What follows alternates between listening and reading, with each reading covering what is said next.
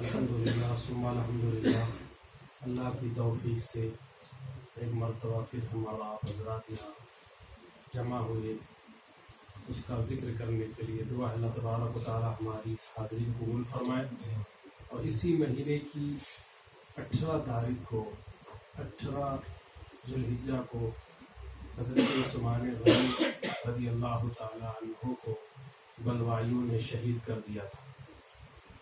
2 مہینے تک ان کے گھر کا محاصرہ کیا۔ کربلا میں تو 3 دن تک پانی بند تھا، یہاں 2 مہینے تک حضرت عثمان غنی رضی اللہ تعالیٰ عنہ کے لیے پانی روک دیا گیا تھا۔ اگر وہ چاہتے تو حکم دیتے تو مدینہ کے تمام صحابہ کرام، کیونکہ وہ 200 تھے صرف بلوائی، وہ کچھ نہیں کر سکتے تھے، یا اگر حکم دیتے تو اسلامی فوج کہیں نہ کہیں سے آ جاتی، لیکن حضرت عثمان غنی رضی اللہ تعالیٰ عنہ سختی سے منع کر دیتے تھے کہ نہیں، میں یہ نہیں چاہتا کہ میری وجہ سے مدینہ طیبہ میں خون ریزی ہو، خون بہے، میرا نام اس میں پہلا درج ہو کہ یہ پہلے خلیفہ ہے جن کی وجہ سے مدینہ طیبہ میں ہوا۔ پھر بلوائیوں نے کسی طریقے سے گھس کر، انشاءاللہ کل تشریف لائے جمعہ میں انشاءاللہ پوری تفصیل سے بیان ہوگا، انہیں شہید کر دیا، اور شہید کرنے کے بعد میں پھر بلوائیوں نے یہ کیا کہ ان کے جنازہ جب اٹھایا جانے لگا تو جنازے کے اوپر پتھراؤ کرنے لگے، کسی طریقے سے انہیں لے جا کر جنت البقیع میں دفن کیا گیا، جنازہ پڑھی گئی۔ یہ بلوائی یہ اصل میں تھے کون؟ یہ خارجی اور روافظ، یہ عبداللہ ابن سبا جو تھا یہودیوں کو جمع کر کے یہ لایا تھا، اور یہ آج کل کی جو خارجی روافظ ہیں، خارجی کی دوسری زبان آپ کہہ لیں تبلیغی یا وہابی کہہ لیں، یہ وہی لوگ ہیں خارجی، وہی ان الحکم الا للہ، وہی چیز جو لوگ وہ لوگ کہتے تھے وہی آج کل یہ لوگ کہتے ہیں مسلمانوں کو بہکانے کے لیے، جو باتیں وہ کہتے تھے وہی باتیں آج یہ کہتے ہیں۔ اور روافظ شیعہ ہیں، تو یہی دونوں تھے جو گروپ جو مل کر آ کر گھیراؤ کیا، محاصرہ کیا اور شہید کے۔ کل آئے انشاءاللہ پوری تفصیل سے بیان ہوگی۔ دعا اللہ تبارک و تعالی ہماری حاضری قبول فرمائے، اور حضرت عثمان غنی رضی اللہ تعالی عنہ کے درجات کو بلند کرے، ان کے صدقے تو فعل دنیا کے تمام مسلمانوں کی، بالخصوص کشمیر کے مسلمانوں کی جان کی، مال کی، عزت کی آبرو حفاظت فرمائے۔ اب میں ہمیشہ کی طرح ہمارے محترم جناب علی کو دوں گا، کچھ حدیثیں وہ بیان کریں گے آپ حضرت کے سامنے۔ السلام علیکم ورحمۃ اللہ وبرکاتہ۔ الحمد للہ رب العالمین، والصلاة والسلام علی اشرف الانبیاء والمرسلین، اما بعد، فاعوذ باللہ من الشیطان الرجیم، بسم اللہ الرحمن الرحیم۔ ان اللہ وملائکتہ یصلون علی النبی یا ایھا الذین آمنوا صلوا علیہ وسلموا تسلیما۔ اللهم صل علی سیدنا ومولانا محمد وعلی آل سیدنا ومولانا محمد وبارک وسلم۔ Inshallah, last week we spoke about the superiority and the authority of the Prophet Sallallahu Alaihi Wasallam. Inshallah, this week I'll keep on with the same theme in regards to the Prophet Sallallahu Alaihi Wasallam, but this time the topic is in regards to his uniqueness and how he was unmatched in all of creation. He was the most unique of all creation. And there are 3 hadith that we can go through today, but they're all very similar. The first of which is narrated by Hazrat Abu Hurairah radhiyallahu anhu. He narrates that the Prophet Sallallahu Alaihi Wasallam prohibited that you would fast day and night continuously. So you would not have a sehri and you would not have iftar. So the Prophet Sallallahu Alaihi Wasallam prohibited us from doing this. So then a person from the Sahaba, he asked, O Messenger of Allah Sallallahu Alaihi Wasallam, why would you prohibit us from doing this when you yourself does this? You yourself, you fast day and night. You don't do any iftar, you don't do any sehri. Why are you prohibiting us from doing this? Then the Holy Prophet ﷺ says that who among you is there that is like me? Who among you, he's saying this to the Sahaba as well. The Sahaba have the highest rank amongst all the people after the Prophets. Sahaba have the highest rank. So the Prophet ﷺ is saying this to the Sahaba, and he says, who among you is like this? Who among you is like me? None of the Sahaba said me. Hazrat Abu Bakr Siddiq didn't say me. Hazrat Abu Bakr Siddiq, who is the greatest of all men after the prophets, he didn't say that I am like you. No one said that I am like you. So the Prophet ﷺ said that indeed I spend the night in such a state where my Lord grants me food and my Lord grants me drink. And this hadith is mentioned in Bukhari as well. It's mentioned in Muslim Sharif and it's mentioned in Mishkat Sharif. It's mentioned in 3 most authentic books of a hadith. This is one of the most authentic hadith that you can find. And Imam Nawawi, who is a great muhaddith, he's a person who worked with a hadith all his life. He's a great scholar of Islam, and he mentions in regard to this hadith, in regards to the part where the Prophet ﷺ says that my Lord gives me drink and my Lord feeds me during the night. This means that Almighty Allah grants the Prophet ﷺ such power and strength during the night which nobody else is granted, and which we gain through eating and drinking. The Prophet ﷺ is granted this through his Lord. Allah gives it to him directly.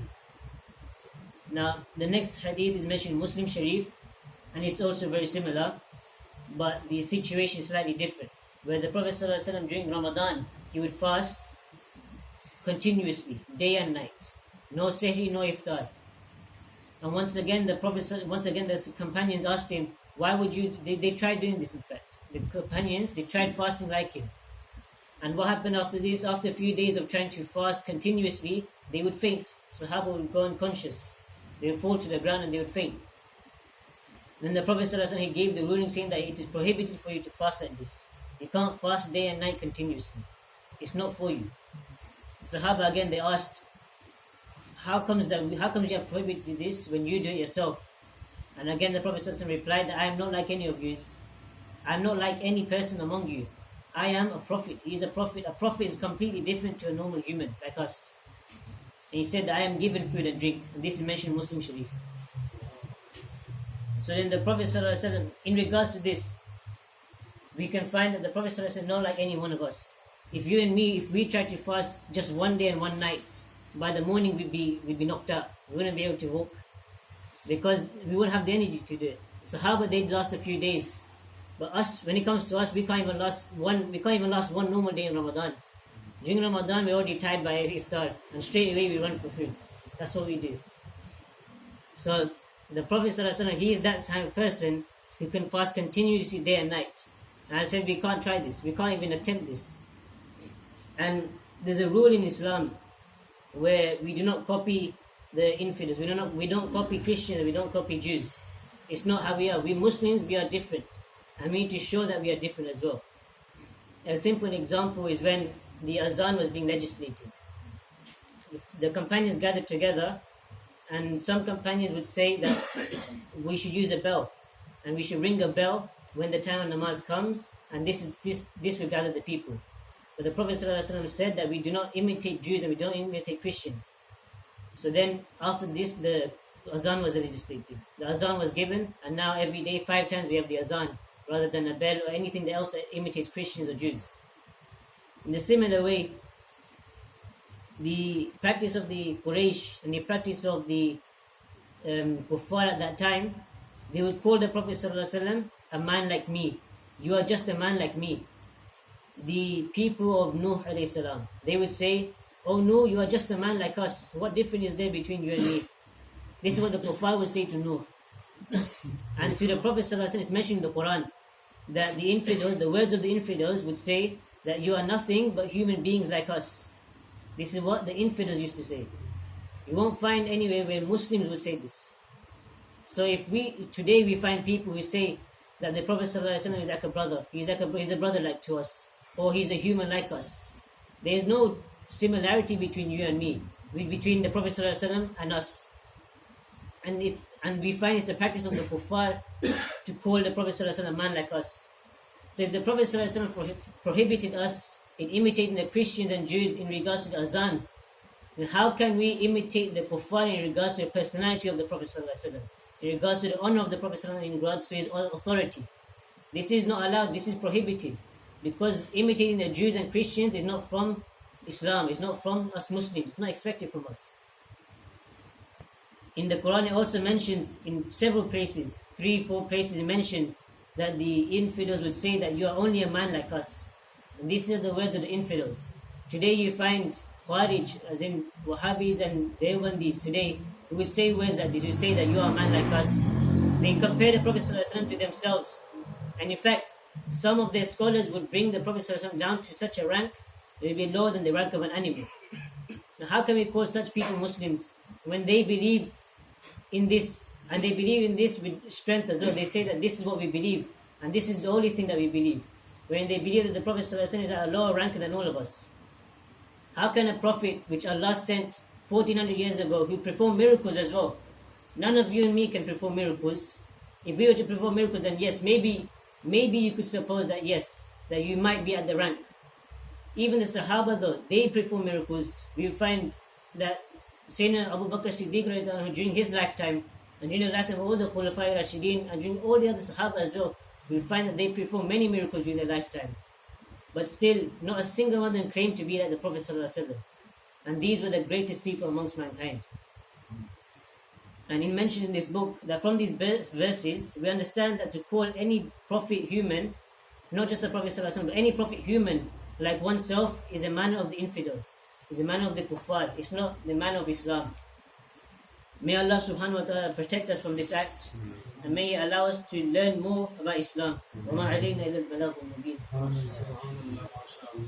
نعرہ تکبیر، اللہ اکبر، نعرہ تکبیر، اللہ اکبر، نعرہ رسالہ، یا رسول اللہ، نعرہ رسالہ، یا رسول اللہ، نعرہ حیدری، یا علی، نعرہ حیدری، یا علی، نعرہ حیدری. یا علی. سبحان اللہ ماشاءاللہ. یہ تھے ہمارے محمد علی رکھڑا ماشاءاللہ. بہت اچھے اسپیچ دے رہے تھے. الحمدللہ. دعا اللہ تبارک و تعالیٰ ان کے علم میں، جمال میں کمال برکت عطا فرمائے ماشاءاللہ. آج ان کا رزلٹ بھی آیا ہے، میٹرک کا رزلٹ ماشاءاللہ. بہت اچھا نمبر آیا الحمدللہ. دعا کر اللہ تبارک و تعالیٰ انہیں علم نافع عطا فرمائے اور والدین کا فرما بردار بنائے، اور ہمارے لیے بھی ان سے کچھ، تاکہ ہماری کمیونٹی بھی ان سے کچھ سیکھے. ان کو ایسا علم نافع عطا فرمائے تاکہ ہمارے لوگ بھی ان سے فائدہ اٹھا سکیں.